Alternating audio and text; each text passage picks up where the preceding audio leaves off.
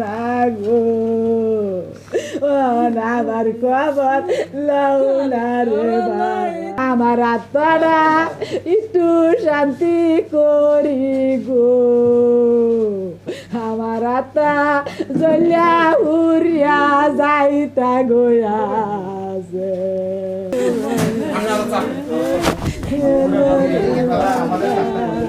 আমরা চাচ্ছি এরকম যে ইয়াসিন এই ঢাকা বঙ্গবন্ধু কলেজে পড়তো, কিন্তু অর্থের অভাবে সে লেখাপড়া করতে পারে নাই।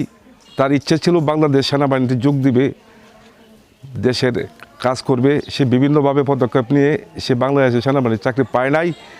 তারপর সে দেশের বাইরে চলে যায় রাশিয়ায় যায়, তার একটা সুযোগ হয়, সে সেনাবাহিনীতে রিক্রুট হয়।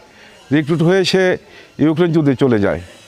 তারপর আমরা জানতে পারলাম যে ইয়াসিন এই পৃথিবীতে নেই, তার ব্যাটসম্যানদের মাধ্যমে এবং তার কমান্ডারের মাধ্যমে। তারপর আমরা এই ইউনিয়নবাসী এলাকাবাসী খুব মর্মাহত হই।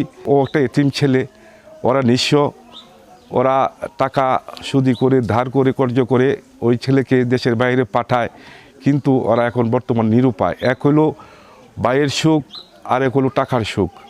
কিন্তু আমরা এলাকাবাসী বা মামা হিসাবে আমি বাংলাদেশ সরকারের কাছে জোর দাবি জানাচ্ছি, ওই সরকার যেন, বাংলাদেশ সরকার যেন রাশিয়া সরকারের কাছ থেকে তার ক্ষতিপূরণ আদায় করে দিতে পারে এবং সুদৃষ্টি দেয়। এবং বাংলাদেশ সরকার যদি পারে যথাযথ একটি সাহায্যের ব্যবস্থা করতে, তাহলে আমরা উপজেলাবাসী বা এলাকাবাসী আমরা বাংলাদেশ সরকারের উপর, ইউনূস স্যারের উপর আমরা কৃতজ্ঞতা জ্ঞাপন করব।